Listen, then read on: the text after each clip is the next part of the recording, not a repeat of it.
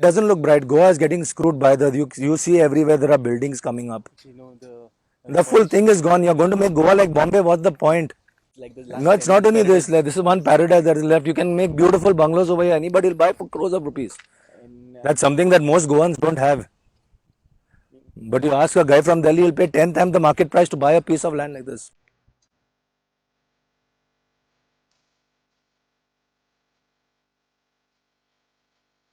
You know what is happening everywhere? Fields are being taken over by the builders. Wherever land is available, first, if they want to claim some land for whatever project, the first thing they attack is agricultural land. So we decided to do this farming project which we started last year. This year we have scaled it up by 2 times. Last year it was 5 lakh square meters. This year we will be 10 lakhs. This is a way of protecting our lands. And we'll try to document this, make this a model sort of a project. The message we want to send means we want to make agriculture as successful as possible so that we can also educate the other villages. So this is such a massive project. It's not 1 and 2 families. It's about 300, 500 families. As a community, we are calling this an actual community farming. We got everybody together. They paid money for this. Our people in Sandistev, in this village, still want to keep this place as it was many years back.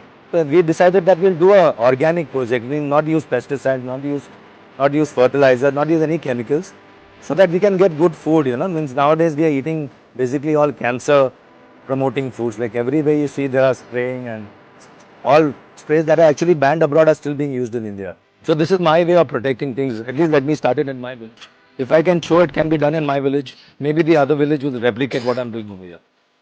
Like seeing Goa, like, you know what, people in Goa don't appreciate what they see. I've been born and brought up in Bombay. You don't see this greenery. So when I see up, and if you're looking from up, you can see that it's being destroyed. You can see all these monstrous buildings coming up. For what, I don't know. And people think they're coming, they want a piece of Goa. They don't know they're destroying a piece of Goa when they're coming to Goa. Goa is God's land here. And the way it is going on is becoming like another Bombay, which is really sad and bad. Maybe what our grandchildren, great grandchildren should be able to see what we have seen in Goa, which is actually disappearing at a pretty alarming rate.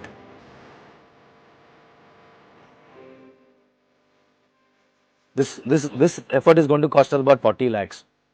I don't think we've even managed to cover half the amount now, but we'll manage somehow. So it is not impossible, it is possible.